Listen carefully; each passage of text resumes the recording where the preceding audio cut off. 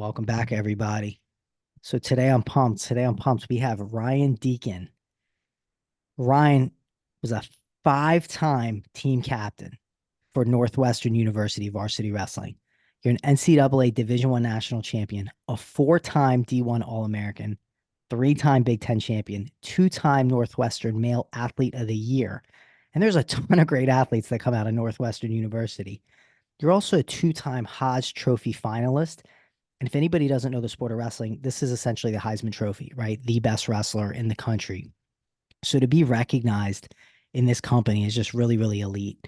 You're a two-time Colorado State champion, but you've also really found success also in the international level. So you won the U.S. Open National Freestyle title 2017, 2019, a silver medal for Team USA in the Junior World Championships. You've been a national team member for several years. And if that's not impressive enough, Ryan, what I think is super cool, man, is that you're also a five-time academic All-American, and a Big Ten Medal of Honor recipient, which is for academics and athletics. You have an undergrad degree. You also have a master's from Kellogg School of Management, which, again, one of the top universities in the country. And now, man, you took all your experience all the way to the West Coast, and you're one of the coaches at Stanford Wrestling. So, man, I really appreciate you coming on. Thank you. I appreciate you having me. I appreciate the intro and yeah, definitely looked into your background too, and I'm super impressed with you. So I appreciate the intro, but yeah, no, I think it was really cool to be around good people, and obviously it takes a village of support like I know you've talked about before too, and want to get to know your thoughts on a lot of these topics too, because I think wrestling's a grueling sport, and you lived it, and you can actually experience, you have that experience where I think a lot of people that talk about this stuff, it's easy from an outsider to talk about wrestling, but somebody like you that actually knows what you're doing and wrestled at a high level understands that a lot better.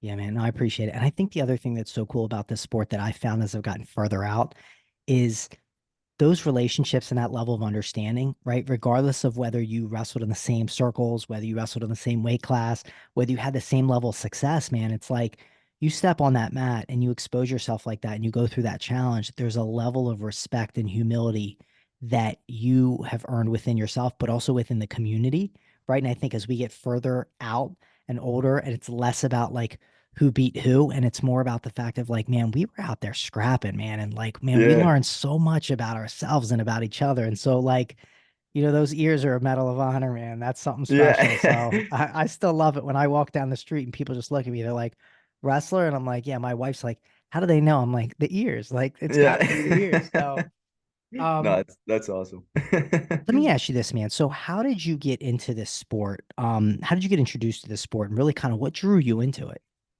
Yeah, I honestly I fell into it on accident. My dad, he wrestled in college, but he played or in high school, but he played football in college. And so he saw an ad in the paper one day, and I was like 6 or 7, and he asked me, he's like, "Listen, I think you got too much energy. I think you'd be good at this. You want to try it?" And I didn't know any better. And I was like, "Yeah, sure." So I just remember going out there, and I missed our singlets and like gear orders because I started like January. It was like halfway through the season. And so I had to go to Dick's Sporting Goods, and I got like the only singlet that fit me was like a little red singlet. So the only thing I remember from starting wrestling was it was really tough, and I was wearing a red singlet while my whole team was blue. And so I'm like, why don't I have the same colors as my teammates? But yeah, just kind of on accident got into it and then fell in love with it. Would you like, what did you love about it, man? Right? Because it's hard. Like you even said that, right? It's tough. But so what drew you in, and what really made you kind of fall in love with it? Yeah, it's funny. I still kind of I'm gonna give you the answer that I think, and then I also like I don't know, because you think about wrestling and it's like this sport, um, it sucks. Like it's really hard. It's really like there's days, it's just the most frustrating thing. And then it's like we love it and we come back to it. And so I don't know why 100%. I think what initially drew me into it was I love team sports, played a bunch of team sports growing up, but felt like, you have everything is falls on you when you wrestle. And so one on one, I think it's like I can directly affect this outcome a lot more than, being one of many on a football field or a lacrosse field or a soccer field. And so I think it's like, hey, if I win, it's all on me. If I lose, it's all on me. And so feeling like what I put in actually, the more work I put in actually directly correlates to more output. I think that was initially rewarding for me.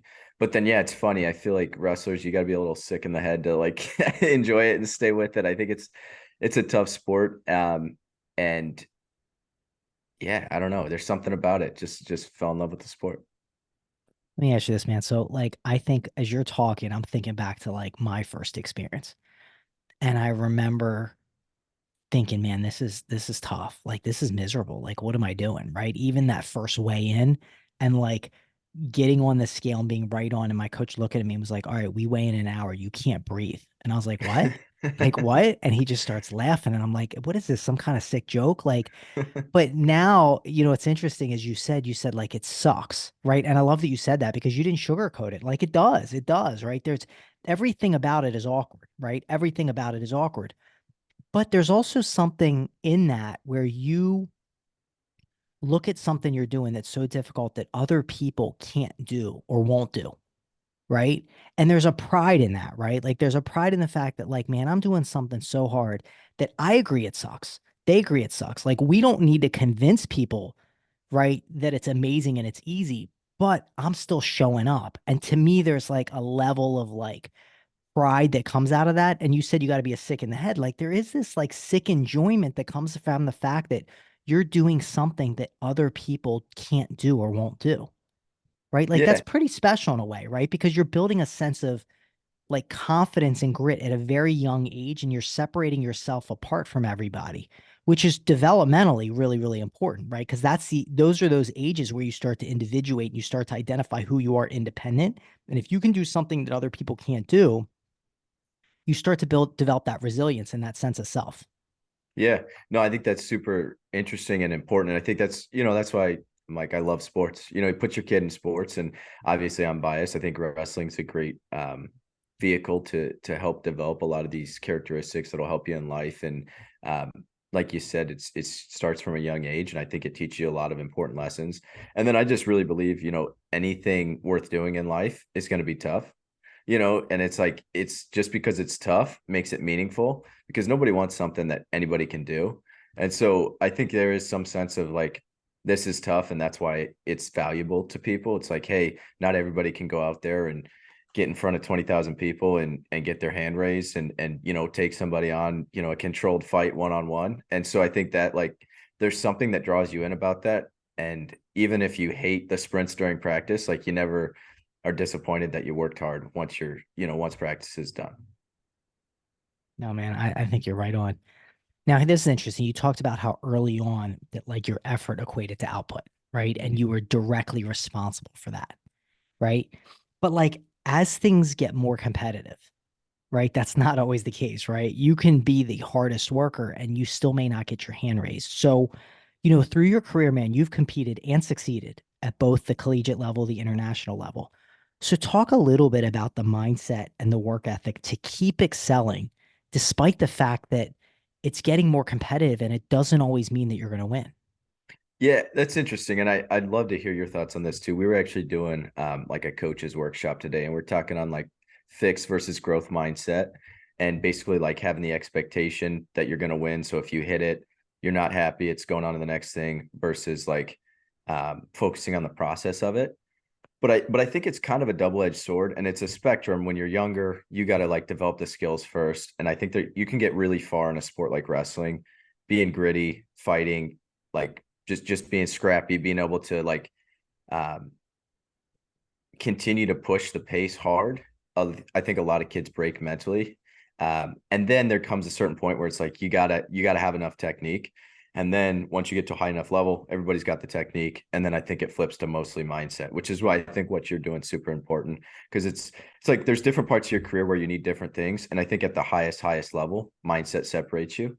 Um, but I also think there's like a double-edged sword of I felt like throughout my career, it took me a long time to kind of realize the rewarding part of wrestling, because it was like, hey, if I win a match, cool, I did what I was supposed to do. If I lose a match, I'm disappointed because I wasn't supposed to lose.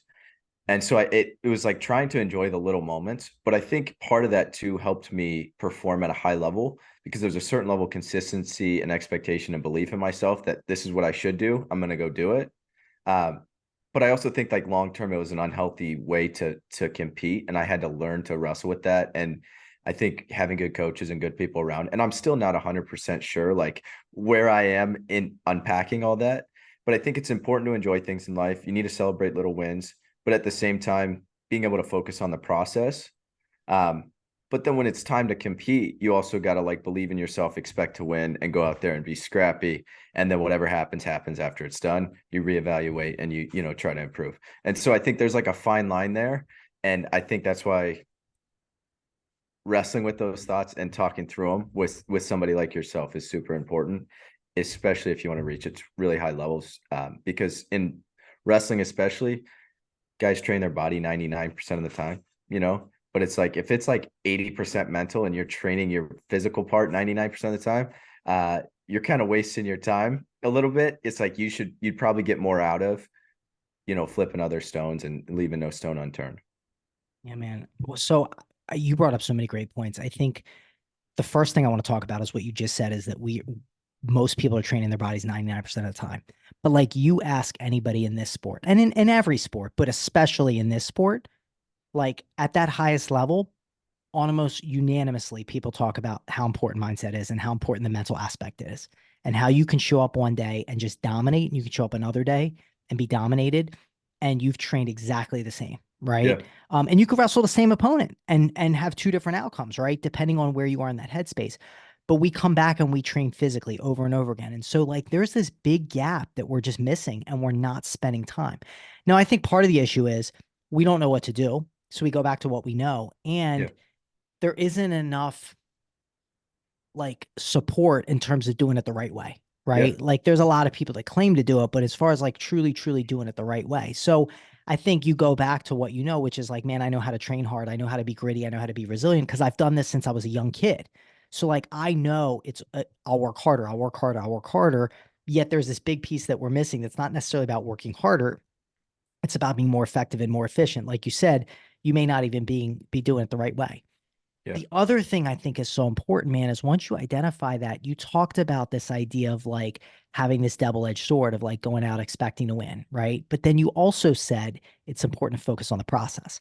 And to me, where I think it's really, really valuable is if the process is about continuing to grow and excel, Mm. right? It's not necessarily about the outcome. So whether you go out and win or you go out and not, lose, if you will, right? You're learning, you're constantly learning. And so if the goal is, man, I just want to become a better wrestler every time I step out on the mat. I want to be able to figure out what I'm doing well, what I need to improve on. Then what happens is you're like figuring stuff out, you're problem solving. And so each match is really an ability to test yourself, test your endurance, test your strength, test your technique, right? Test your ability to be in uncomfortable situations, right? Test your ability to have different opponents that you've never faced that have different styles, right? And so in the end, you may or may not get your hand raised, but what you're evaluating is, did I grow? Did I learn? Right? And if you think about it that way, then what ends up happening is that's the process for excellence, not perfection. Right. And people talk a lot about like being Yeah. undefeated or being perfect. Right. But what I've realized, man, and I'll throw this at you and see what you think.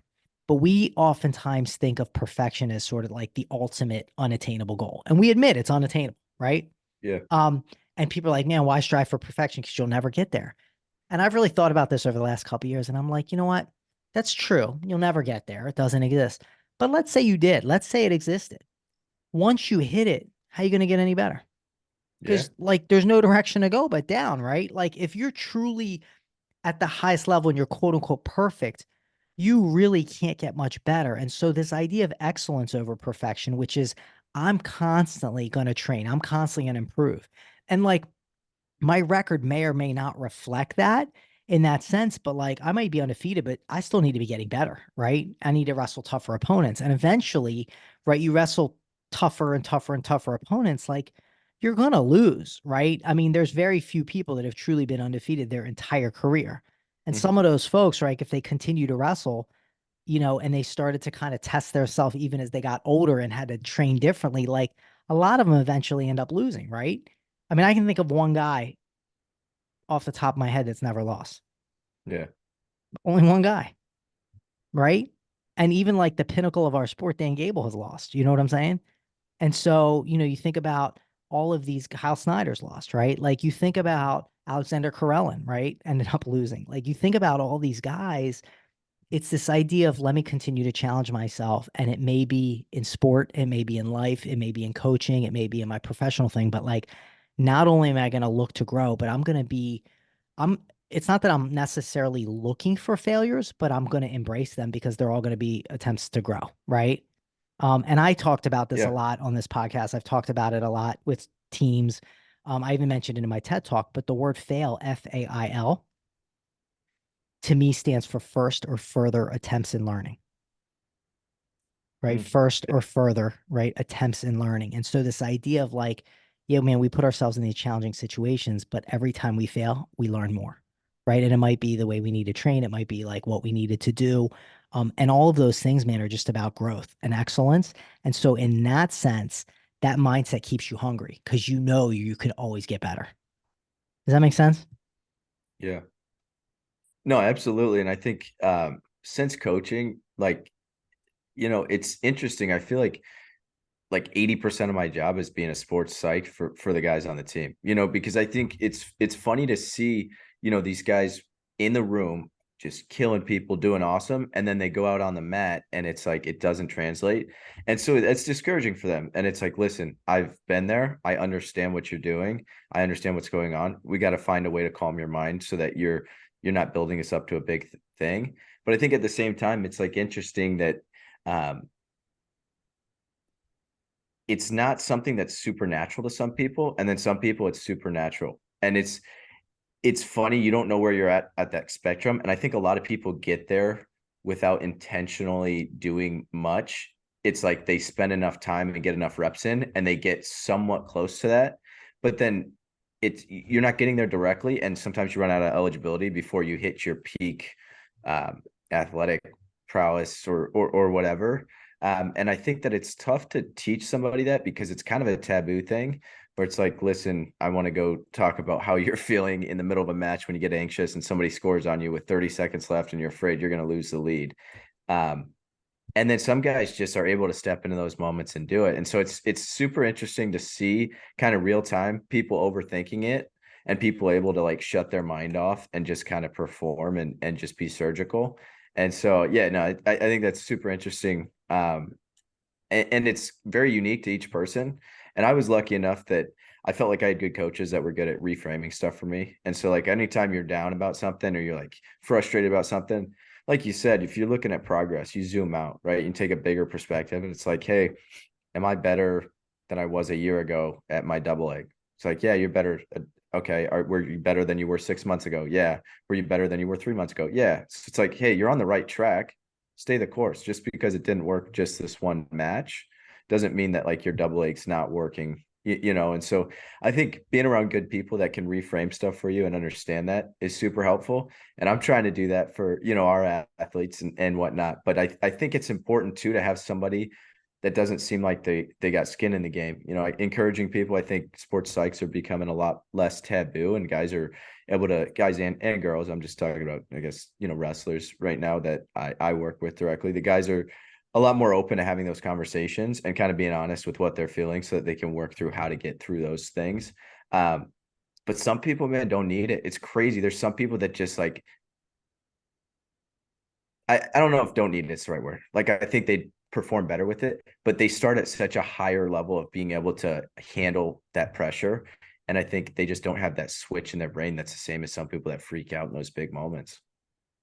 No, I think you're right, but you also don't know when you're going to need it. That's the other thing, right? It's Like, true. so some of these guys, I think they, like you said, they think differently, right? And it may not present on the mat, but at some point in life it might present, right? And you also, I Yeah. think the idea of looking at this stuff as more proactive and more preventative and looking at it as like just like everything else, man, like you're going to learn multiple setups, right? Because you never know when you're going to need a certain setup, right? You're going to need to Yeah. learn how to you're going to need to learn how to like play defense because every once in a while, man, your shot's not going to work. You're going to need to learn how to do a reshot because you're not always going to finish your shot. So even what you're talking about is this idea of like continuing to evolve and develop this way of wrestling that's going to allow you to keep going when you face tougher competition. And I think like mentally, if we're like, yeah, man, I don't need it, I'm good.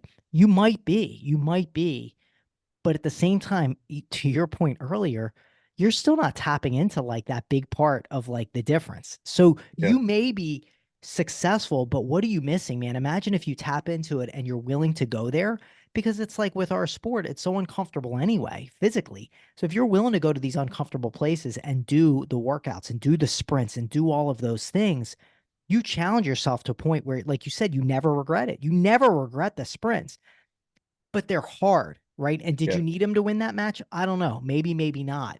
But it didn't hurt. It certainly didn't hurt. And so I think even if you look at this stuff in terms of mindset and mental health and tapping into that part of your body that really controls everything else, and it's probably the most important muscle, ultimately, are you really going to regret it? Probably not. And you're going to learn a heck of a lot that's going to be able to help you in this sport, but again, well after your eligibility is done, if you will, like you said, like you have a lot of eligibility of life left, man. And Yeah. at some point, it may come back, right? And I think when I look at my own personal experiences, man, eligibility wise, in terms of the sport, I ran out, man. But it was like later I started realizing, man, like all this stuff, and this is why I do what I do, is man, all this stuff would have been so helpful back then, but I'm able to now utilize it to help myself and to help other people, right? Because had I known this stuff earlier, I think I would have had a much more successful career on paper. But I also think that like my enjoyment and fulfillment would have been more within the sport, right? And I Yeah. enjoyed it and I loved it. But there are also moments I was like, what am I doing, man? This sucks. This really, Yeah. really sucks. And I think it would have been different. Yeah. Let me ask you this, man. You talked about now how you're coaching these guys, and even within your career, right? Like we read off all of the things you've accomplished, but you've also had some significant adversity on the mat. I'm always interested in terms of how people learn from setbacks, whether it's in their athletic career or also in their kind of like personal life, if you will. So I wanted you to talk about a major challenge, whether it's within your sport or in your personal life, and sort of how that impacted your response to other things going forward. Yeah. No, it's a good question. I think that the funny thing about what I'm about to say is like you don't and kind of just closing out what you were just talking about too is like you never know when you're going to need these things and you don't get a whole lot of opportunities where you can't go back and take that opportunity. Like you can't re-wrestle the national semifinals, the national finals, the world championship match. Like, and so making sure that you have those skills or at least the confidence in having those skills in the big moment is super important.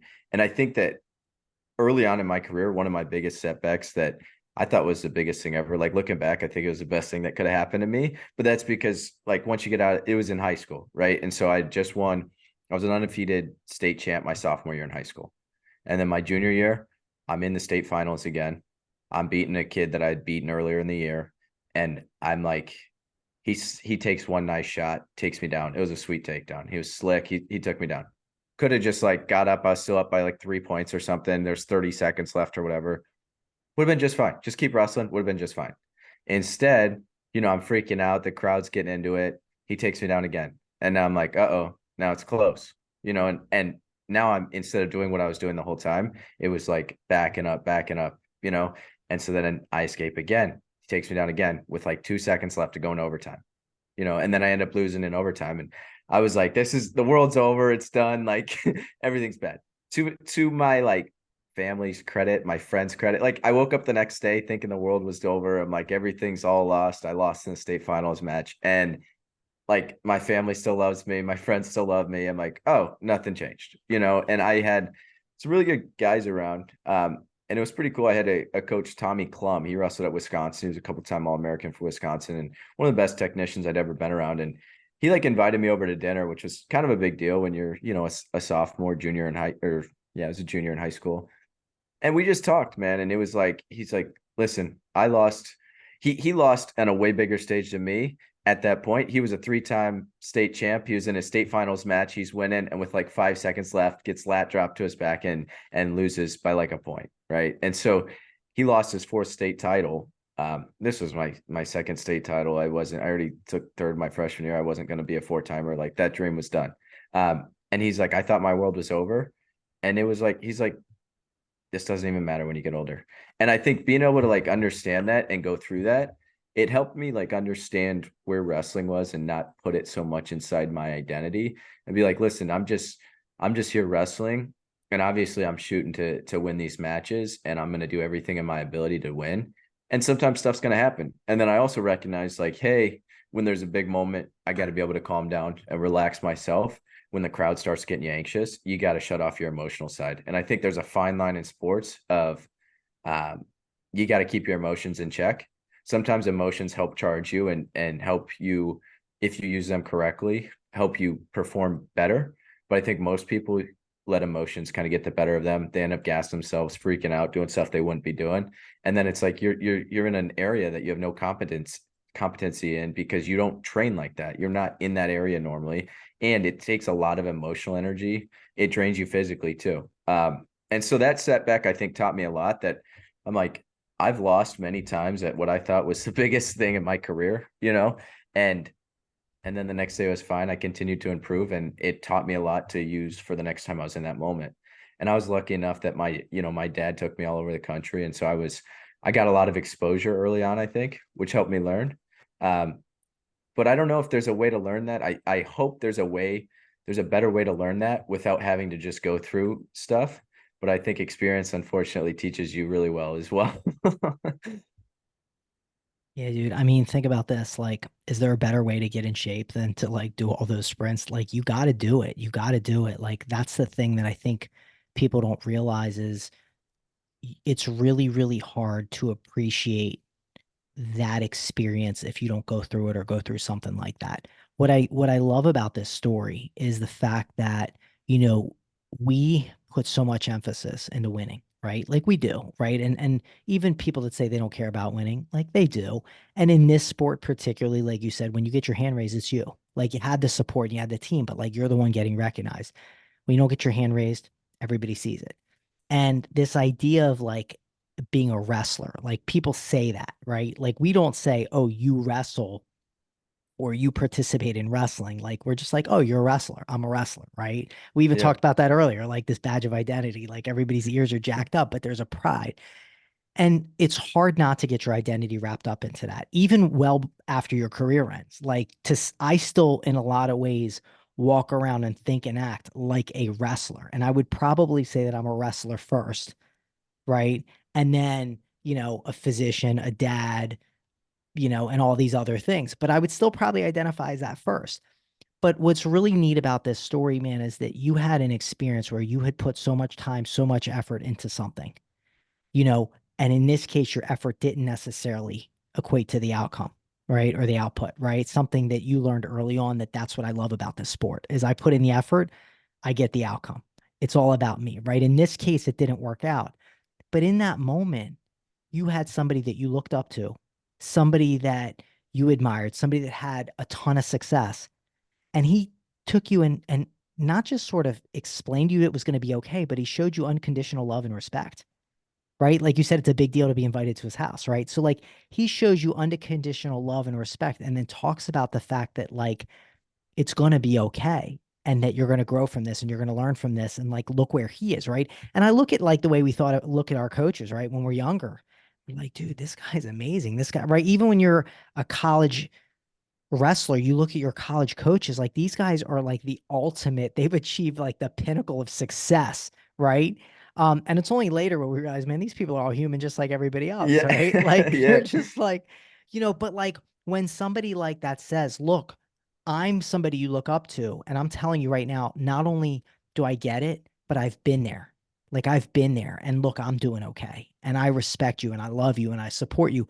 That's a very meaningful experience, man. And I think it helps you appreciate yourself and your effort and the fact that all this community, like your parents, you talked about your family, they still love you and care about you. And that's a lesson that I think as athletes, we don't necessarily learn until we're in those challenging moments because it's easy to think, man, of course they love me, they care about me, but really, man, like I'm winning. It's easy to believe that everybody cares about you and loves you when you're winning.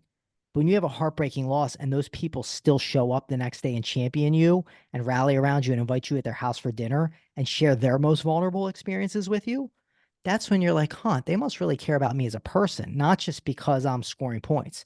And I don't think you get Yeah. that experience, Ryan, unless you actually go through it. And, it's interesting, man. You think about all the wins that you've had, all the successes you've had, how many times you got your hand raised. Tell me if I'm wrong, but like that experience you just told me is probably one of the ones you appreciate the most. Yeah, no, it's so true. I think you learn a lot more from the tough lessons, and I don't know. I think looking back, and again, I think just reframing stuff, but also like when I look back at everything that was negative in my life, that was uncomfortable, it was the worst thing ever at the moment, is like where the biggest growth, and I'm super grateful for those bad things that happened. Um, One caveat to that, I think it's easy to say that when like I feel very lucky in my life that stuff has worked out in a good way. Like I don't know if I'd be able to reframe that if like there's a 2-year-old that has cancer and dies. Like I don't it's really tough to reframe something like that. But I do think that like thinking through that and having support and community around you, like I think my parents did a great job of like having a stable environment for me where I was like, I mean, I didn't realize it because it was like a normal thing for me growing up. And then I go off to college and I see, other families and stuff. And I'm like, wow, it was really special how cool my parents were and how like supportive my family was. And I took that for granted, I think, because I didn't know any better. I was like, oh, this is just what parents do. But it was like this, like, my mom could care less if I wrestled, my dad too. But like, you just feel that like, no matter what happens, my mom was going to be there for me, win, lose, whatever. She doesn't really care how I do in wrestling. And my dad and I would talk shop in wrestling, but same thing. Like I could quit tomorrow and be like, hey, I don't want to do this. And he's like, cool. Like, we have plenty of other things to talk about. And so I think that part's important too. And if you don't have that from your family or from your coaches or from your teammates, it makes it tough. And so I think fostering that environment's huge as a coach now too, to be able to try to be some kind of stable and loving person in somebody's life so that they can go out there and do tough things and know like, hey, go put your best foot forward. But I care about you as a person. I don't really care how you do on the mat outside of like, I want to see you do your best and have a good effort. It's it's not only important, it's like critical, man, because that alleviates a ton of pressure. Like if you know that my mom and my dad love me no matter what, and like not just that they say it, they've shown it. They've shown it consistently. That alleviates a lot of pressure. And it's like, all right, now, like as hard as this is, I can go out and do it knowing that at least I have a safe place to come home to and they're going to look me in the eye and they're not going to judge me. And you're right. Like the fact that you didn't know any different is also a testament to the fact that that was a part of your day to life. That was within the culture. Like when we grow up in a cultural context and that's what we see every day. And we're not just being told that, but we're seeing it. Like that's what we believe was our norm. And so it's interesting, right? Because then you go out and you realize, huh, maybe that's pretty unique and special, right? But you're supposed to believe that that's your norm if it's done the right way. And again, it allows you to just be the best version of yourself because you know that you have that support now, and that's important.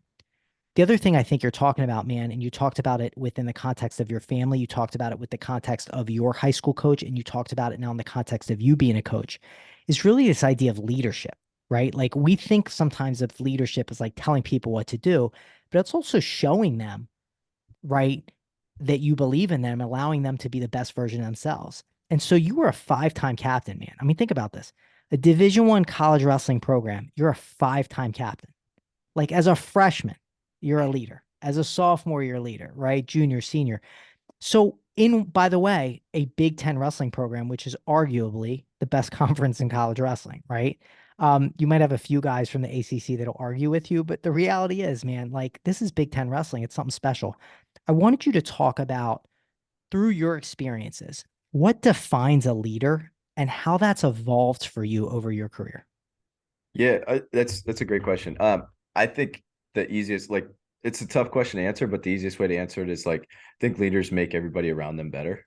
And I think that's like fostering an environment around you that you can feel that presence with people of, those are people you want to be around. You feel like you're improving and that they're, usually I feel like they demand a lot of people, but they're never going to ask you to do something they wouldn't do themselves. I think a good leader. And I think in terms of my personal like thoughts on leadership and how I felt about it, like when I was young, I think I was I was shy to have a voice in the room as much. It was more of a like lead by example kind of thing. And I think part of that was, my own like insecurity of like, hey, I haven't really done anything here yet. So I'm not gonna like call somebody out for doing something wrong and hold them accountable. I'm just gonna continue to work and like put my best foot forward. And I think people get that. Little kids watch their parents, more than you think. And I think on a team, I looked up to older guys when I first got there, and like watching what older guys do. Hopefully, you have a good example, and then you're like, oh, that's the normal. And then people try to like assimilate into that kind of culture as well, and fit in and do what people they respect are doing. And so I think early on it was kind of lead by example and trying to put in extra work, grab teammates for workouts, work hard at practice, live the right lifestyle. And I think as I got older, I kind of found my voice more, and was more vocal. And I think one of the toughest things as a leader is kind of knowing when to give somebody a hug and when to give them a kick in the butt. And I think different people need different ratios of that as well. And it needs to be individualized. But I do think like even in coaching, it's really interesting to see how some people respond very well to like criticism and kind of coming down on them. And then some people respond very well to like, listen, man, it's not that big of a deal. Everything's going to be all right. You had great effort today and you're continuing to improve. And so I think there's a fine line, and I by no means am perfect at that at all. But I think I've been lucky to be around a lot of really great leaders. And when you feel like somebody cares about you and respects you, I think then it's easier to to have them listen to you. And so I think one unique thing about wrestling, especially talking more of coaching leadership now, is like it's hard to build. It takes a long time to build relationships and build rapport with somebody. But in the wrestling world, it's unique that coaches wrestle with guys. So it's kind of fun to, you wrestle with these guys when they come in, and you start to build rapport with them. And then you build a certain amount of respect because they're like, oh, I can't take you down in this sense, or your double A keeps working on me. And so then you build that respect, build that rapport, and then they listen to you more. And so I think it's super cool to be able to work with your athletes one-on-one and be able to wrestle with them. And then now you have that relationship where what you're saying actually makes a difference as well. When instead of just kind of being like, yeah, coach says whatever, but he doesn't know what he's talking about. This would never work. Yeah, man, it's such a great example of leadership, right? Because so often adults, right, tell young people what they should be doing, right? But they're not doing it themselves, right? They Yeah. tell people, man, like when I was your age, I did this, I did this. Well, okay, like what are you doing now, right? Yeah. Or you need to work harder, blah, blah, blah. So you tell them, but you're not showing them. And you may have done that at some point, but you're not demonstrating to that young person right now, and they're not seeing you do that. So it's very, very hard to buy in, Yeah. right? And so you're basically talking to them or at them. What I love about this example that you've brought up is very, very unique in this sport is that you're actually in the room, right? Yeah. And even the coaches that aren't necessarily on the mats working out with guys, they still put on shoes, Yeah. You're in right? the Like trenches with them. you're Yeah. still, you put on shoes, you put on shorts, you're in there, you're demonstrating to some extent. Even if you got two fake hips, you're still demonstrating a move Yeah. here or there to show them, guys, I'm in it with you, right? But then again, you talk about these younger coaches that are in the room working out, working out, working out. And there's no better way to me to establish trust than to actually show somebody that I'm doing it with you, right? Yeah. And you talk about being younger, man, and looking up to what other guys were doing and then starting to emulate that. Even as a quote unquote captain, a young leader, but sort of saying, okay, well, let me see what other people are doing and how can I learn? Right. I want Mm. to lead by example, but I also want to learn what the examples are that I want to set. So Yeah. you watch, you learn, you demonstrate, right? People start to buy and they see, man, this guy's showing up early. He's staying late. He's getting in extra workouts. He's staying to work out with other people. Like, huh, that's somebody I want to be around. And then it cultivates and it cultivates. So even when now you're either giving somebody a hug or a kick in the butt, you're still in there doing it with them. And to me, there's no better way of connecting with somebody. It's funny because as I'm listening to you say this and I'm listening to you sort of talk about it, I'm reflecting to like, man, one of the things that has made me as successful as I've been in my career has nothing to do with my previous experiences or my level of education. Like none of it. It's the fact that I continue to go out and train and hustle like a Division I athlete. And probably the best compliment I ever get and I love it every time I get it, is when I get a Division I athlete or pro athlete says, Dr. T, will you work out with me? And so then I'm like meeting them on some hill, and we're, last week I'm rucking up this crazy high hill, I saw your right? Instagram. Yeah, getting after it. I love Right. it. And I'm out there doing it, or I'm out there like whatever. And so like to me, there's this ability to show somebody, look, man, I know it's hard and I'm going to teach you what to do, but I'm also going to be out there doing it with you in a different way. And that goes to our earlier conversation about like challenge, right? And you're not really going to know unless you go through it. And so we may not be able to go through the same exact experiences as the kids we coach because everybody's unique in their perspectives and their family backgrounds are, but if we're still going to put ourselves in uncomfortable situations, whether in the wrestling room or running up a hill or doing different endurance challenges, man, every time I do one of those things or I challenge, myself to do one of those workouts, I'm thinking exactly the fact that like, man, I'm going to be in a room with another athlete, tomorrow, right? Or I was in the room with an athlete yesterday, and I know that they're watching me right now. And I got to continue to show up, right? So you see me, I go out there, I'm hustling, I'll tag a couple of them every time. They're getting all hyped. They're like, man, Dr. T, you're after it. Like I'm doing every college run test for, lacrosse or field hockey or whatever it is. But it's this way of sort of identifying with young people, hey, man, I got you. I got you. And so now when I give them a kick in the butt, they get it. But they're also saying, man, Dr. T's got my back because he's out there hustling it. Right. And I'm talking Yeah. about how hard it is. That's huge, man. And I think that wherever we are in life, whether it's as a coach or whether it's as a parent, is finding ways to emulate what we're trying to do, not talking about what we did, right? Because you could Yeah. say, look, man, I'm a multiple time All-American. I'm a national champ. Like I know what it's like. You could, or you could say, look, man, I'm going to scrap with you and I'm going to show up early and I'm going to get a workout with you and we're going to do it together. And I'm going to impart my experiences and my challenge and my wisdom and some of my setbacks. And I'm going to work through it. That's a much different experience, man. Much different experience. Yeah. No, I 100% agree. And like you're saying, I think just having that community and being able to like have rapport with somebody makes leadership so much more effective. I think something that a lot of the guys at Stanford do, a lot of coaches, that's really cool is, we'll lift with the team pretty regularly. And like one of that is like it's we enjoy working out and getting a pump in, but it's also like we kind of have touch points with the guys and are able to kind of keep your finger on the pulse of like who's showing up, who's doing all right, and like who seems like they're struggling today and maybe had a final last night, didn't sleep enough, and then you're joking around with them in between sets. But you're also like you're showing them like, listen, I'm not asking you to go to lift this morning without me getting up early to go to lift as well. And I think that it's like I'm not asking you to do something that I wouldn't do myself or haven't done myself, and I'm gonna like back that up with my actions. I think it goes far with people, and it's whatever way you do that. I think there's a lot of different ways to do it across different industries, but it's tough if you're like, a Zoom boss and you're like telling somebody to do something, but um, they don't see what you're doing. I think it's much more effective when you have that rapport and you're able to have touch points with those people and they know it's coming from care and out of like, listen, I would do this too. I'm not just telling you to do something crazy just to do something crazy.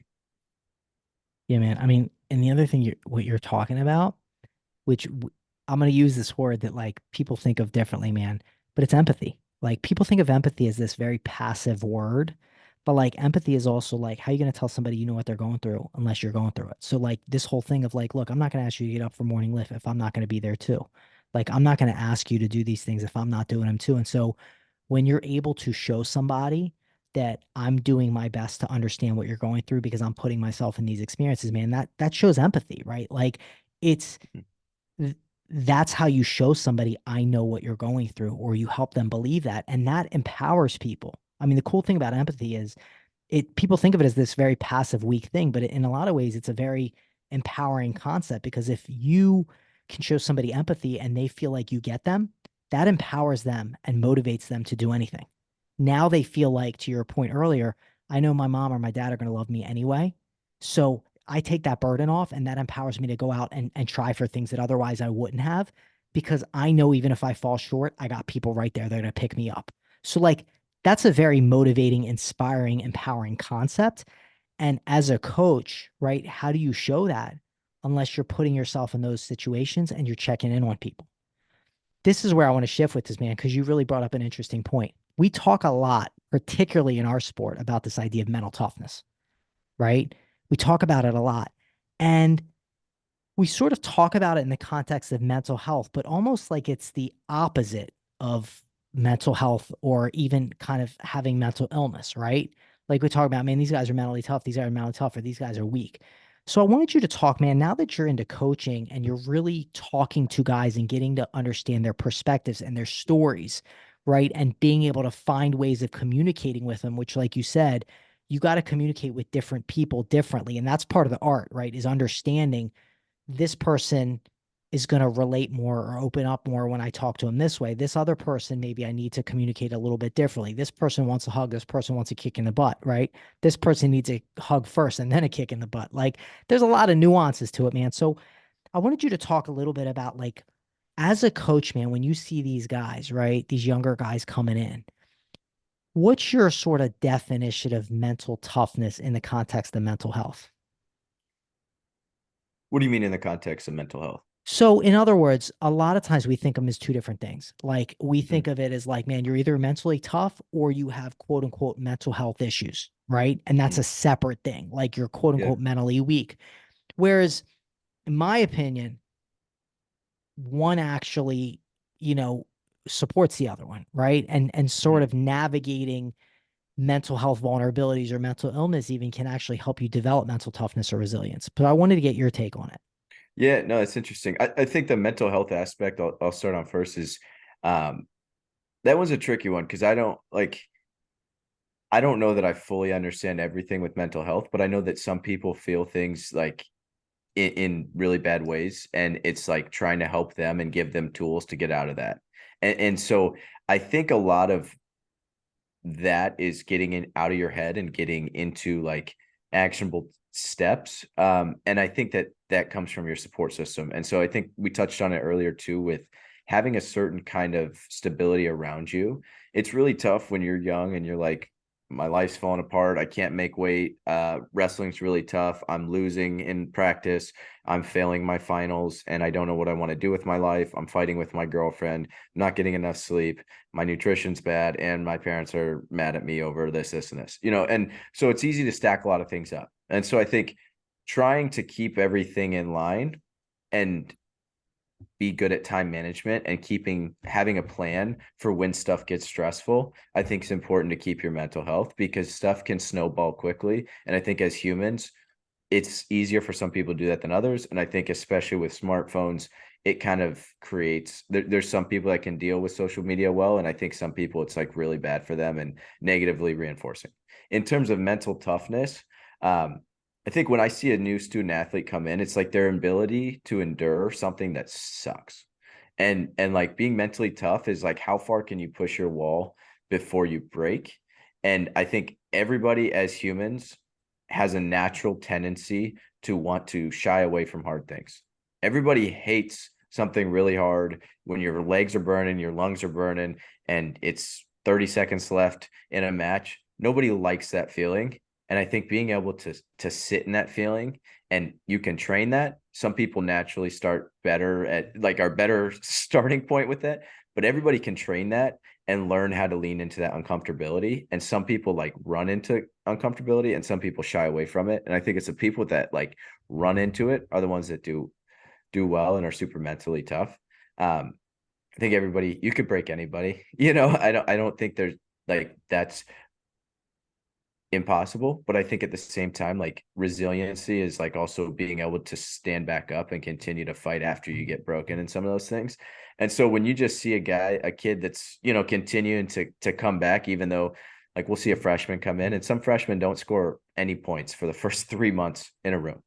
And sometimes it's 6 months, sometimes it's 8 months, but they keep coming back every day and they have high effort, high attitude, and continue to like try to solve this puzzle. I think that's like a really mentally tough person, and they have that resiliency. It's the guy that like gets two scores taken, like gets scored on twice and then starts crying and pouts and leaves. Those are the guys that it's like we need to work on his resiliency, his mental toughness. Um, in terms of mental health, I think we already kind of touched on it, but I'd love to hear your take on that because you're obviously an expert on that. And I think that it's become a lot more common. I didn't realize it, and maybe I was naive to it, in college because you see maybe a couple people struggling with it, but as a coach, I feel like I got more of a zoomed out view where it's like this is like a much more common issue than people realize.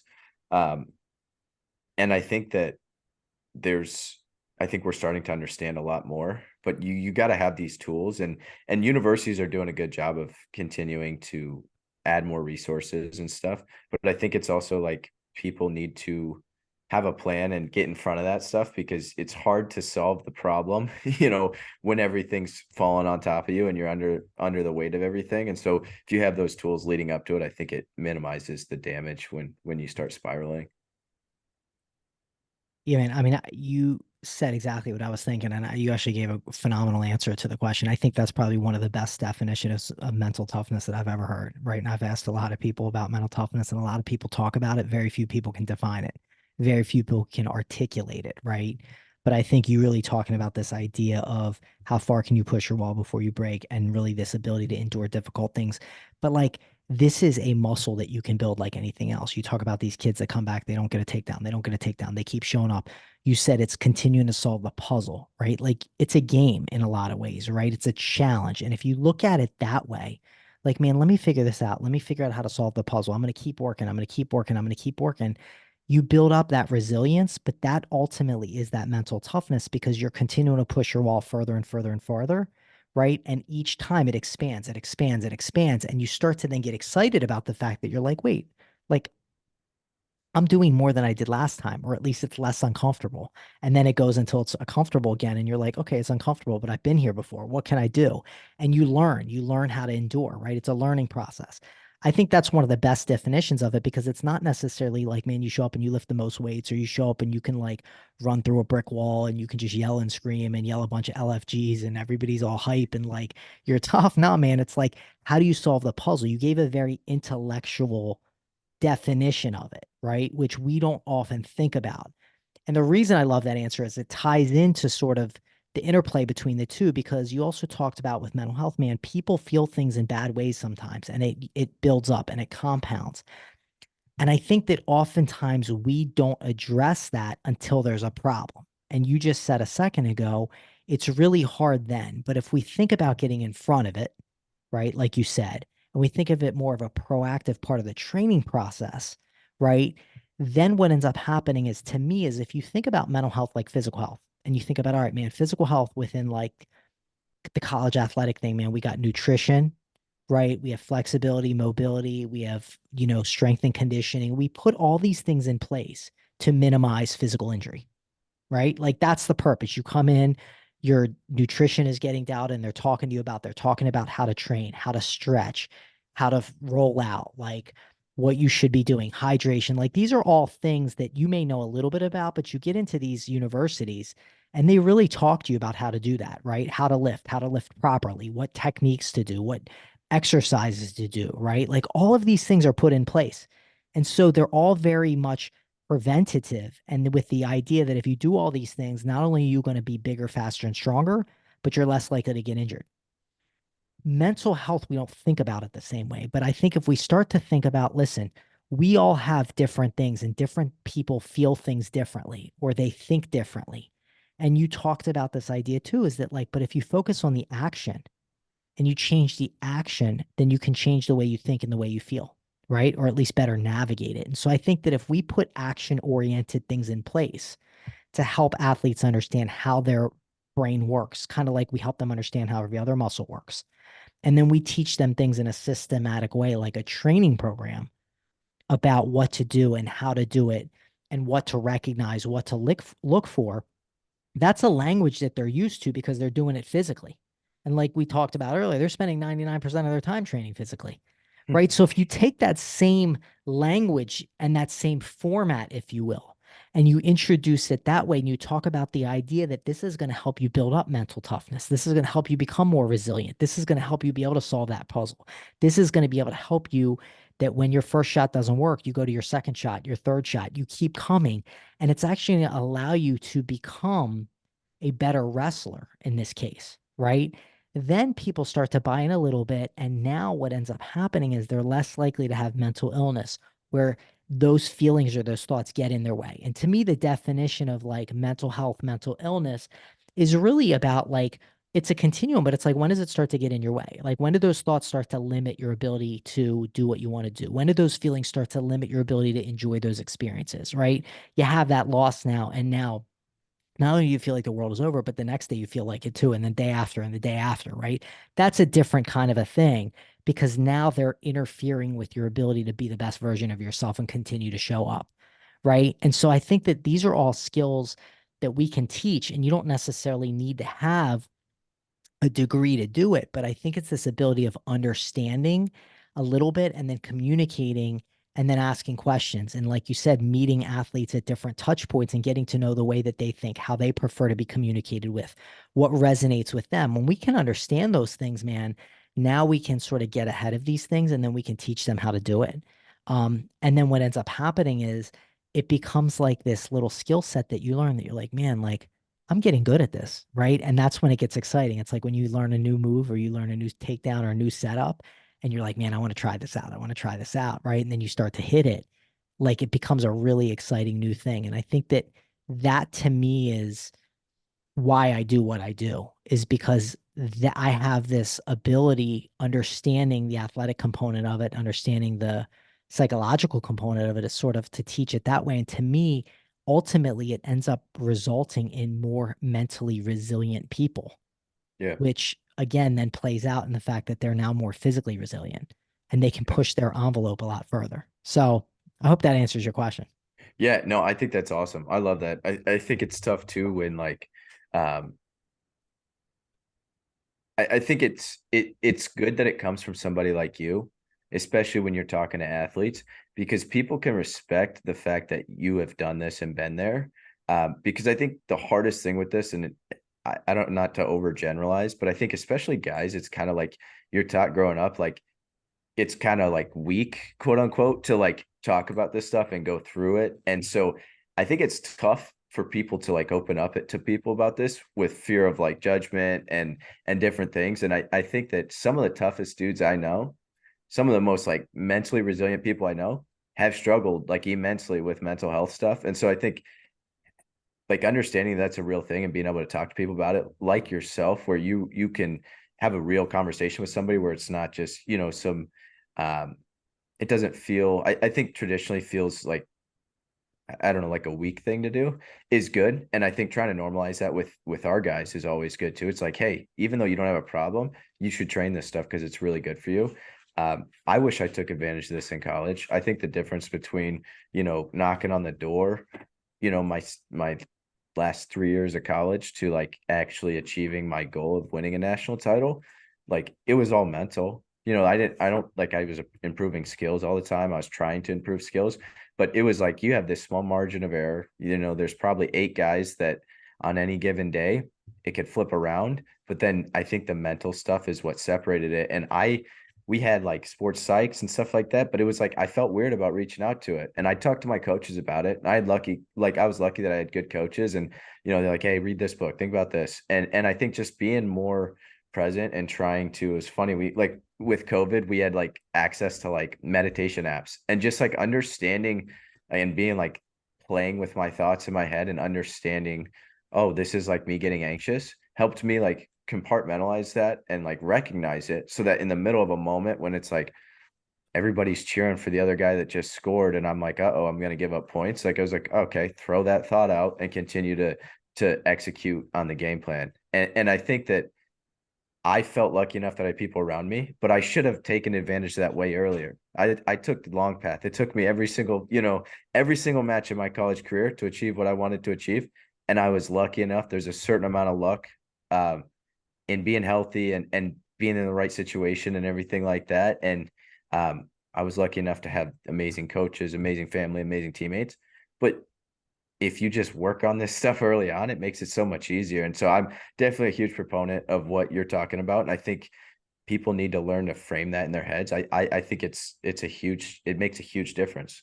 But by the way, like you're not just going to be a great wrestler by training mentally. You gotta develop these skills physically first. But then at the highest level, you gotta refine these skills mentally and be able to perform in those big moments. And then, like you said, I think you lose all the value if you don't transfer it to your everyday life and be able to show up for interviews, for jobs, for your family, for everything else in life. 100%, man. 100%. Ryan, first of all, we're going to be talking more, man. So, like I said, this is the first of many conversations. But anything else you want to add before we end? No, I really appreciate you. Definitely need to get you on our podcast. I really want to pick your brain. I appreciate you having me on. I think what you're doing is awesome. And I love how thoughtful you are with these things. And I'd love to continue to pick your brain and appreciate all you're doing. For sure, man. For sure. Where can people learn about you, follow you? Just my personal Instagram is just Ryan Deakin at Ryan Deakin. And then our podcast is Iron Summit. So just Iron Summit on YouTube, Instagram, Apple Podcast, Spotify, all the things. Awesome, man. Well, listen, man, I really appreciate this. I'm excited to continue these conversations. Be my honor to come on your podcast and support you in any way. I hope other people enjoyed this conversation as much as I did. If you did, please consider leaving me a 5-star review on Apple Podcasts, iTunes, Google Play, Spotify. If you don't have access, email me your thoughts, mindsettraininginstitute@gmail.com. If you learn more about me and my work, mindsettraininginstitute.com. I'm also on Instagram at Dr. T _ sports psych, SPORTS PSYCH. I know some people watch me and they're like, man, this kid's a beast. If you look at Ryan at all, everybody says he's a beast. Maybe one day we'll get together for a workout and we'll see what happens. Well, But let's do it. Absolutely. it'll be a workout. It ain't gonna be a match. It'll be a workout. But but listen, man, I really want to thank you. I want to thank the hidden opponent that sponsors this. And I want everybody to remember, think great, feel great, be great. Mindset is everything.